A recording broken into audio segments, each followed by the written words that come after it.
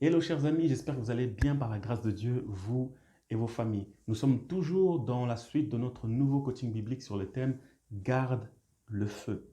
Et aujourd'hui, j'aimerais partager avec vous le cinquième ingrédient qui nous permet de garder le feu de Dieu en nous. Et ce cinquième élément, c'est la louange ou encore la musique chrétienne. La louange ou la musique à Dieu. Ah, la musique, la musique. La musique a vraiment une puissance énorme. C'est un puissant outil que Dieu a créé et qui nous permet de vraiment de nous booster, de nous rebooster, de nous remotiver. Je ne sais pas si vous avez déjà vécu cette expérience dans laquelle un jour vous étiez démoralisé, vous étiez vraiment découragé par différentes situations, et puis vous vous mettez à écouter de la musique, de la bonne musique chrétienne, et soudainement vous êtes boosté, vous êtes remotivé, vous retrouvez cette force quasi surnaturelle et vous avez presque envie de tout surmonter. Vous sentez comme si vous pouvez surmonter tous les obstacles qui se trouvent devant vous. Vous savez pourquoi? C'est parce que la musique a vraiment un effet fort et positif sur notre cerveau et sur notre mental. Et cela a été scientifiquement prouvé que la musique a un effet positif sur notre cerveau. La musique libère certaines substances dans notre cerveau telles que l'ocytocine et la dopamine, telles que d'autres substances qui nous permettent vraiment de retrouver la joie, la motivation et l'énergie. Cela a même été prouvé que la musique nous permet d'être plus performants. Ça a été testé au niveau sportif. On a mesuré la performance de sportifs qui écoutaient de la musique, un certain type de musique rythmée, et ils ont vu que pour ces personnes qui écoutaient de la musique en faisant du sport, elles étaient beaucoup plus performantes dans leur sport. Pourquoi? Parce que la musique a cette capacité de nous booster. C'est pourquoi Dieu nous a donné la musique, la louange envers lui, la louange pour louer son nom, le bénir pour toutes les grandes choses qu'il fait, même au milieu de nos situations de découragement. Et dans le livre de Actes chapitre 16, on voit l'illustration de cela. On voit Paul et Silas qui sont arrêtés et mis en prison injustement. Et vous imaginez que lorsque vous êtes mis en prison, cela peut vous démoraliser, cela peut vraiment vous décourager, surtout lorsque vous êtes mis en prison de façon injuste. Et, euh, et vous pourriez avoir envie de tout abandonner. Mais regardez la réaction de Paul et Silas.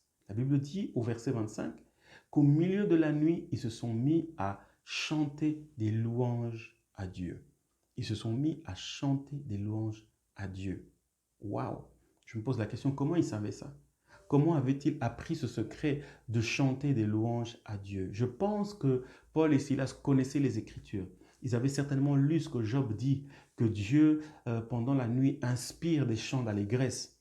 Ils savaient ce que le psalmiste a écrit dans les psaumes, celle que David a écrit en disant que la nuit, le jour, je crie vers toi et la nuit, je chante tes louanges. Ils connaissaient la puissance de la louange. C'est pourquoi, même dans la prison, ils se sont mis à chanter les louanges au lieu de laisser place au découragement. Et nous connaissons la suite de ce texte. Euh, Après avoir chanté les louanges, il y a un grand tremblement de terre qui vient ébranler les fondements de la prison. Les portes des prisons s'ouvrent, les liens des prisonniers sont brisés et jusqu'au point que le gardien de la prison, le geôlier, lui et toute sa famille se convertissent, donnent leur vie à Jésus et sont baptisés ce jour-là. Tout cela simplement à cause de la puissance de la louange. Waouh!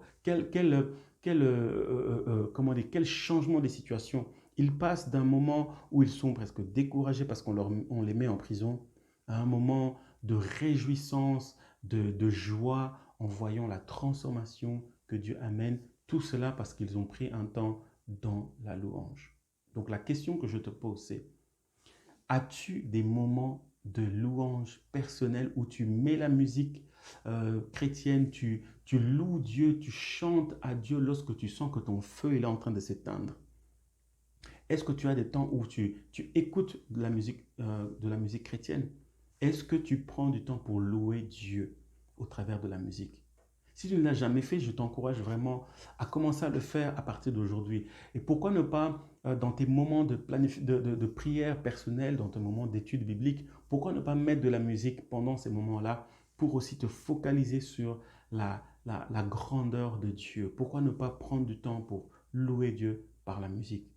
Parce que Dieu habite au milieu de la louange de son peuple. Dieu aime venir s'asseoir lorsque nous le louons. Il aime venir écouter nos louanges envers lui. Et lorsque la présence de Dieu est là, certainement, il va te booster, il va fortifier ta foi et il va permettre à ton feu qui est en train de s'éteindre d'être ranimé et de continuer de brûler. Voilà le cinquième élément que je voudrais partager avec vous, ce cinquième ingrédient qui nous permet de garder le feu de Dieu en nous, qui est la louange à Dieu. Voilà, je vous souhaite une excellente journée, encore une fois, et je vous souhaite de passer vraiment une agréable journée dans la présence de Dieu alors que vous mettez le volume à fond et que vous louez votre Seigneur. Et je vous dis à la semaine prochaine pour la suite de notre coaching biblique sur ce thème, garde le feu. Soyez bénis, à très bientôt.